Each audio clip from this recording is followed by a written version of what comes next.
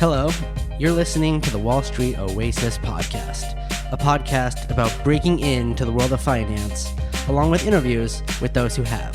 I'm your host, Alex Grodnick, and today we are speaking with Josh Ehrig. Josh is a very accomplished guy, as well as a deep thinker. He's an entrepreneurship professor at Lehigh, which is where we met. He started his career in investment banking. He's a founder of a couple tech businesses himself. So let's get things going. Josh, welcome to the Wall Street Oasis Podcast. Wouldn't it be cool if there was a Netflix for finance? Well, there is. It's called Real Vision, and it gives you unprecedented access to some of the most respected names in finance. Watch interviews with legends like Kyle Bass, Jeff Gundlach, Stanley Druckenmiller, and many, many more. If you want to be part of the Real Vision revolution, visit realvision.com/WSO. Sure. Thank you for having me. Yeah, so you and I know each other from when I went to Lehigh. You are also a Lehigh grad, and now you're a professor there, and you're involved in all these entrepreneurial activities there. But you graduated from Lehigh in 2003. I graduated in 2009. You were involved in the finance department. So, it'd be great to just kind of hear your background, how you got to Lehigh, what you do there now, and all that. Yeah. So once again, thanks for having me on the show. So I'm actually an 02, 03, and 08 graduate at Lehigh, which means you're probably a little bit smarter in having spent less time than me. That being said, I majored in economics, did a graduate degree in political science, and then went on to study the history of business and technology, focusing on STS, science, technology, and society, as well as the development of the modern venture capital industry. So I was actually working on my history PhD, and I remember you and I were doing some finance jam sessions back in the day. So I was kind of going in between the arts and sciences and the business school, and was realizing that when I talked about the VC industry, some folks thought I was talking about the Viet Cong industry. Around the same time, I actually did a program at MIT and decided that I perhaps would have a little bit more fun building companies. And so at that point, left doctoral studies and started building technology companies within mobile, big data, as well as this web. And, kind of got my education at that point just by doing, right? So kind of the learning by doing mentality, that's actually been kind of one of the key features of every course that I teach at Lehigh. That's great. I completely subscribe to that thought of learning by doing, being an entrepreneur, just starting things and learning as you go. And I think that kind of runs counter to a lot of higher education, which is kind of like aim, and then fire, versus entrepreneurial mindset of just fire, and then kind of figure out what you have. Yeah, well, so I think you're exactly right. I think in school, and maybe you've experienced this yourself, perhaps less at Lehigh, right, because we're a little biased in that regard, but you tend to get away with just memorizing material, and you show up to an exam, and then you leave and you forget half or most of the material. In entrepreneurship, you have to constantly be learning. In fact, I play a video by one of the co-founders from Rap Genius called Worse is Better, of which, you're never as bad as you are right now. So if you turn to the person to your left and you turn to the person to your right, that's the worst they'll ever be. And that holds true in entrepreneurship, right? If you're not constantly learning, if you're not kind of build, measure, learn, lean startup principle type stuff, you're not, getting out of the door and actually applying things. And I don't know how you're actually learning within an entrepreneurial construct. Right. So your background is so interesting. Can you talk to us about you mentioned balancing the finance with the arts, and where your passions are, kind of how you came to study both of those, and then kind of how you gravitated towards one over the other. Yeah, so that's a really awesome question. I think I think there's a benefit of having both a business background as well as an arts background. In the arts, you get to think critically. In business, you get to learn some of the tangible skills as well as kind of presentation, communication skills that prepare you, whether it's to build a startup or to be in the boardroom for that matter. And I think when you can kind of intertwine the two concepts, I think it makes you quite a dangerous candidate for whether you decide to build your own venture or become a corporate CEO. And I think both paths are okay. In fact, when I teach entrepreneurship or even graduate management courses at this point, it's okay whether you want to be an entrepreneur now, sometime down the road, or never, because I think the whole personal awareness, self-awareness aspect of education is really, really important. And I think it's important for people to realize that it's okay to understand who you want to be from an internal perspective and not just live in this external lenses. From my own personal background, I actually I went to Lehigh and lived with my grandparents and actually put myself through Lehigh. I did what's called arbitrage, right, which you're probably familiar with as a finance guy. And so I had a network of thrift shops, and I would actually buy fashion, specifically clothes, concert shirts, rock show, concert shirt type stuff. And I would actively sell it on eBay. And I had a network and individuals that would buy for me. And I was making quite a bit of money actually per semester. And so that's how I got my start being entrepreneurial. In fact, I didn't take any entrepreneurship courses as an undergrad. Went to Wall Street after, advised on proprietary IPOs, IPOs of proprietary derivatives, and from there decided to go into a doctoral program. And it was upon studying in my doctoral program that I kind of couldn't get away from the startup bug and ended up having a company acquired, one failed, and one I raised money for and actually returned all the money to investors. So I got to experience everything from, missing payroll to having a company acquired. And I think that's actually been invaluable in the classroom as well. And I think students really appreciate that. Right. Those experiences where you're starting businesses, as you say, that's invaluable experience. And it sounds like you're really able to communicate that to students. So how do you communicate that to students when they're sitting in a classroom, learning, not doing? What is like the motivating factor that you're kind of trying to impart to them? Yeah, so it's actually a flipped model. So I think I'm more or less a facilitator, not a lecturer.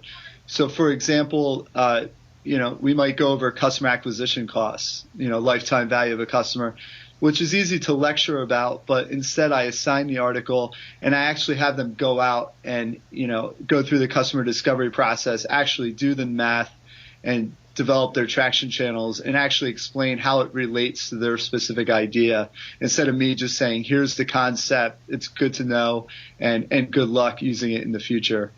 So I definitely subscribe to the, relate what they're actually doing to articles, theory, etc. And then they have to actually discuss it in the classroom. So it's somewhat of a peer pressure model, right? Because they actually have to go and do the work, and then it's displayed, their one slide PDF is actually displayed in front of all their other classmates. So they've got to be able to back those numbers up. And it creates a really interesting dynamic because then other students are saying, oh yeah, I actually had that issue, or I actually know somebody who can help you with this specific problem.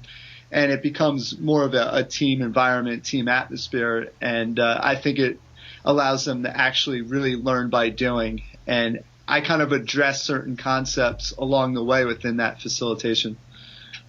Right. That format sounds awesome. Yeah. And I think that's just because when I was in the education system, once again, I have photographic memory, so I would be able to look at my notes and pretty much just verbatim, write answers in a blue book or, in an essay exam, whatever it might be. And I found that wasn't necessarily conducive to learning at the end of the day. I feel that if you truly want to be an entrepreneur, if you truly want to be a disruptive innovator, and we can get into that for sure, you really have to go through the pain, the emotional roller coaster. I think Reid Hoffman said it best when, entrepreneurship's like jumping off a building and learning how to build a plane on the way down. I try to create that learning how to build a plane on the way down experience as much as possible. And I think ultimately it's a form of tough love, but the students ultimately really appreciate it. And we've definitely had some pretty cool ideas and ventures come out of the class as a result. That's great. Yeah, I'd love to get into what this class is that you teach. The classes are the strategic management, disruptive technology, and innovation. Are these undergrad or grad courses? Yeah. So I teach at the undergrad and graduate level. So undergraduate entrepreneurship, graduate strategic management, and disruptive innovation. In fact, in disruptive innovation, it's part of Lehigh's one MBA program. So they actually offer an MBA in 1 year. And they have what's called integrated societal shifts, where they focus on topics such as big data, changing demographics, urban regeneration, as well as disruptive innovation. I'm teaching the disruptive innovation portion of the program, and it's really kind of a great opportunity to merge a lot of those critical analytical skill sets with kind of the reality of, hey, we're going through societal shifts right now in terms of demographics being one of them, right? And how does that impact innovation, technology, business, moving forward? And I think kind of more of those integrated, interdisciplinary approaches to MBA curriculum, I think is not only important but integral kind of as we face a lot of these technology and societal shifts. Right, and I think the program itself, a 1-year MBA, that's innovative. Yeah, well, we've been really fortunate. We have a fairly new dean, Dean Georgette Phillips, who's just been spearheading some really fascinating, innovative programs, of which the One MBA is one of them. In fact, the M Square program, which is kind of a graduate management program, is definitely for students that are predominantly art students that just want to get kind of more of a business management background before they go into the workforce. So I've been really fortunate to be a part of that and kind of seeing this shift from the College of Business and Economics through more integrated interdisciplinary programs. So I've been really quite honored to be a part of that. That's great. Really cool. So go into these. I'd love to hear more about the 2 grad courses that you teach. So the Disruptive Innovation course is actually going to be taught in May. So it's going to be the first time that it's ever been taught. It's going to provide students kind of with the historical, theoretical, and practical applications of disruptive innovation, right? But it's also going to talk about various frameworks, digitization, as well as kind of examine basic primers on such things as artificial intelligence, blockchain, robotics, machine learning, human augmentation, genetic engineering, and virtual reality, and kind of the potential incumbent entrant implications of these things. So part of it will be lecture-based. Part of it will be, individuals who are actively creating innovation. So, for example, one of the co-founder of Napsters, who I had in my software ventures course, so we'll be discussing that, as well as kind of having real-life case studies. So I'm involved with Techstars, for example. So we'll definitely be working with at least one Techstars company on a real-life case study, because I think it's important to understand the theory and how it's being applied. But then once again, I think it's all about rolling up those sleeves and understanding the kind of the deeper implications and how it works in the real world. I think the real world application kind of merged with the textbook theory is really the optimal place to be. Absolutely. I think that sounds really compelling. So how does this period of your career fit in? How do you see it fitting into the broader picture? Was being a professor always something that you wanted to do? Is the entrepreneurial bug out of your system now? Is it still in your system? Where do you go from here? Yeah, well, I think any serial entrepreneur will tell you the bug is never completely out of the system. It just manifests itself in various different forms and ways.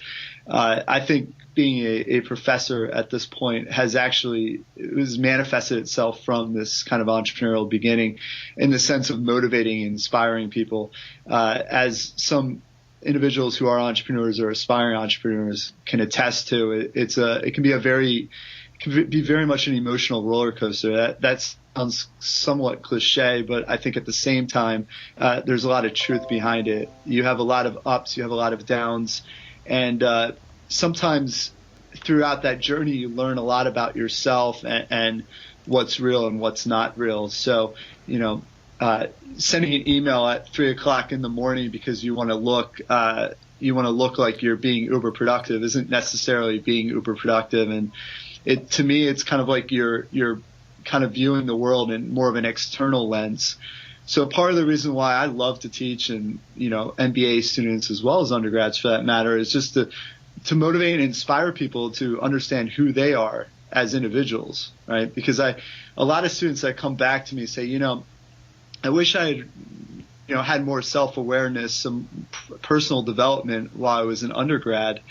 And so I really strive to kind of create more of this self-awareness layer in my classes. So, for example, an example would be, an article might be assigned called, on imposter syndrome, and we've all suffered from imposter syndrome, but for the students to have a conversation around specific examples where they've actually suffered from this and how they might be dealing with it as an entrepreneur, building out their ideas, I think creates a different dynamic, a different layer, a whole new conversation that I don't think has really been brought out as much in the education system. There's definitely probably other professors who are doing this, but I think the self-awareness layer is huge. I think that's why a lot of people go to college, right, to extend their studies through graduate work, is to really not only build their tangible skill set, but to really understand who they are, to kind of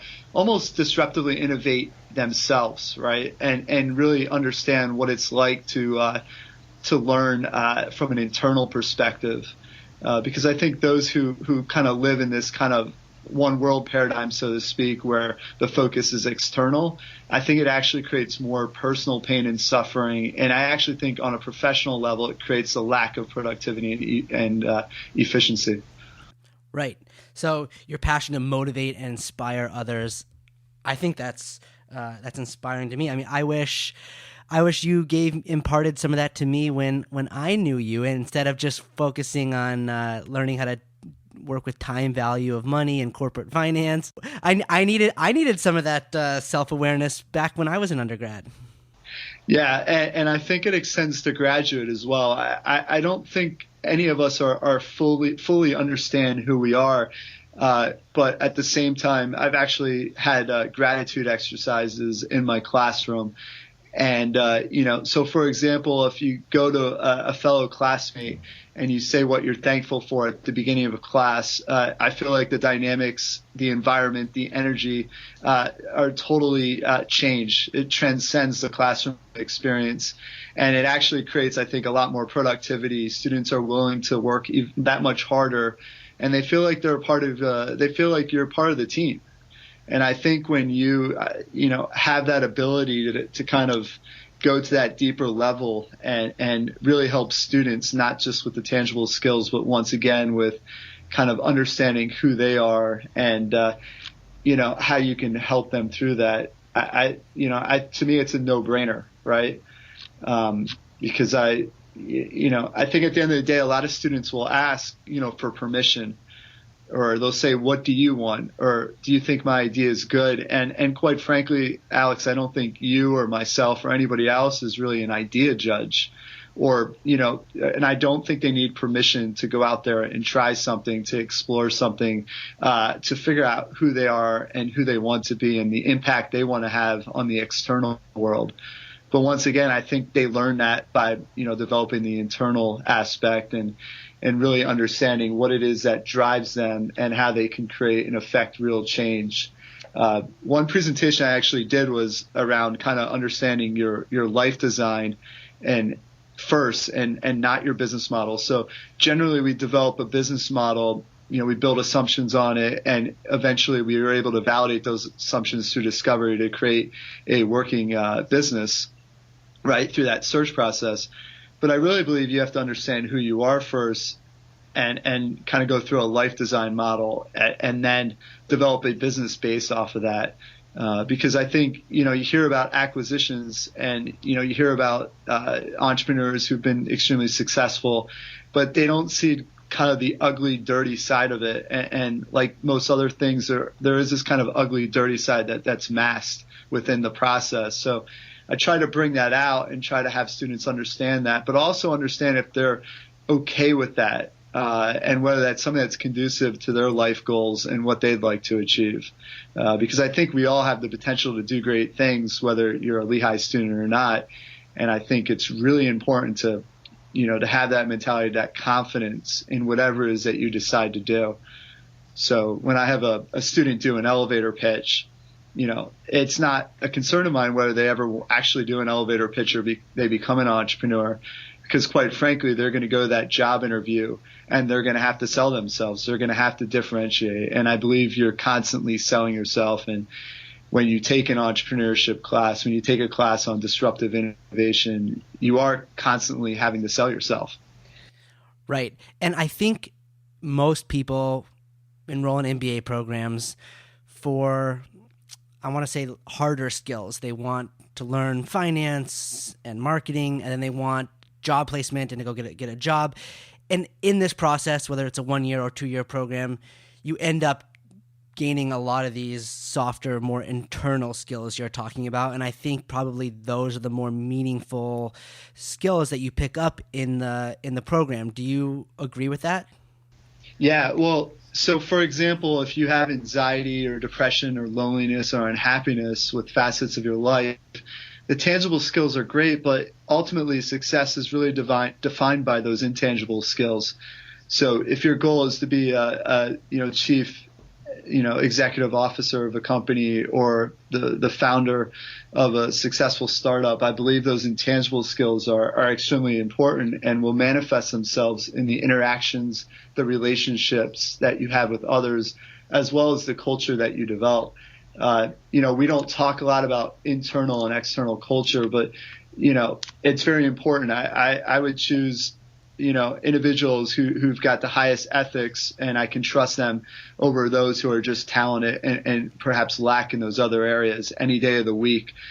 So therefore, I believe others would also agree that those intangibles will outweigh the tangibles in the long run.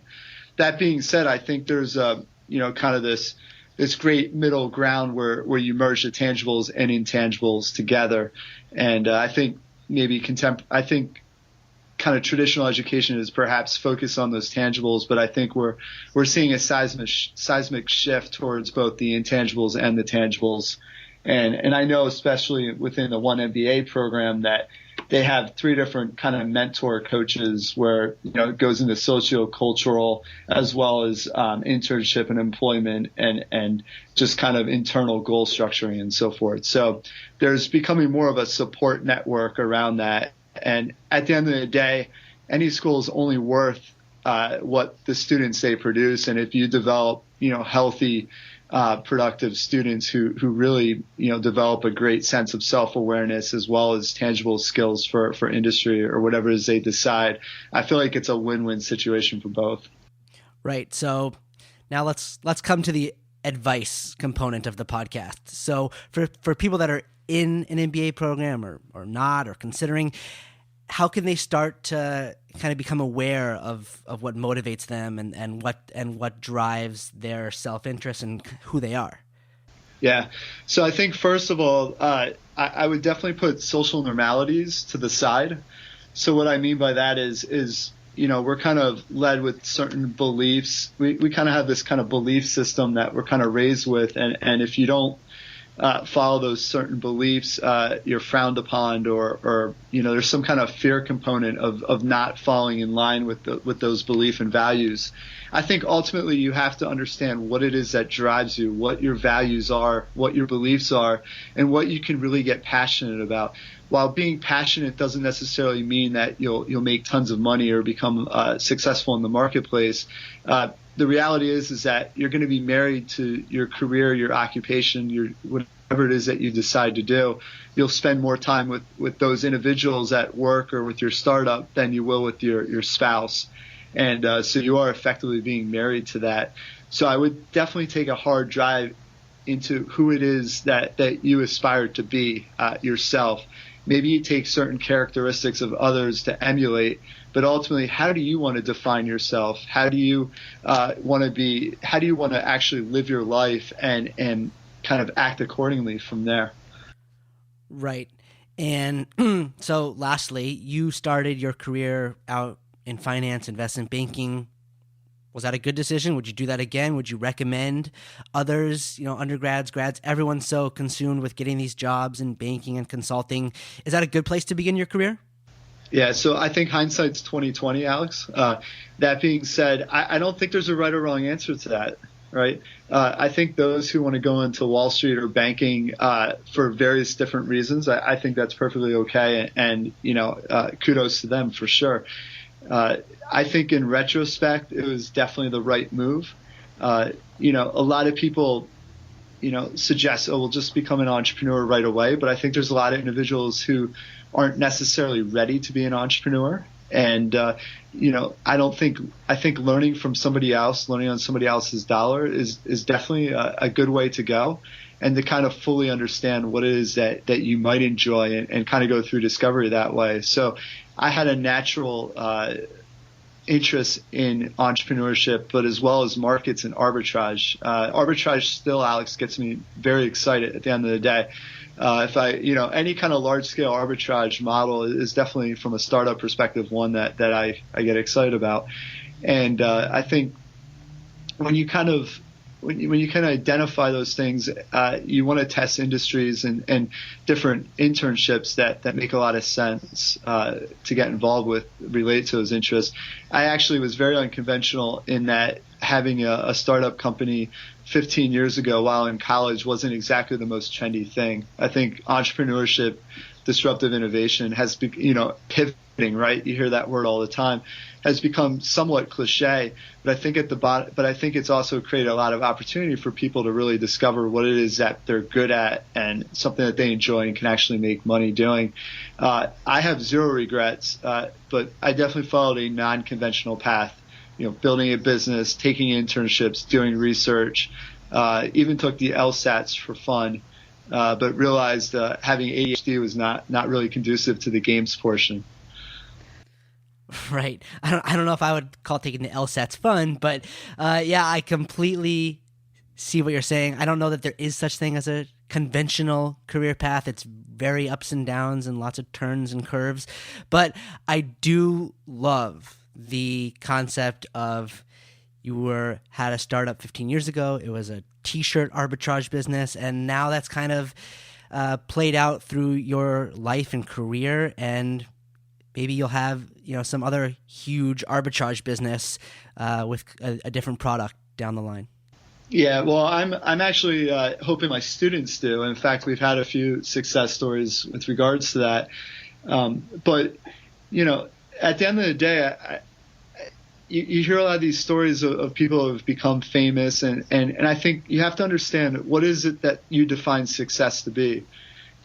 Building a lifestyle business that's worth a few million, to me, can be just as successful as building a business that's worth $1 billion.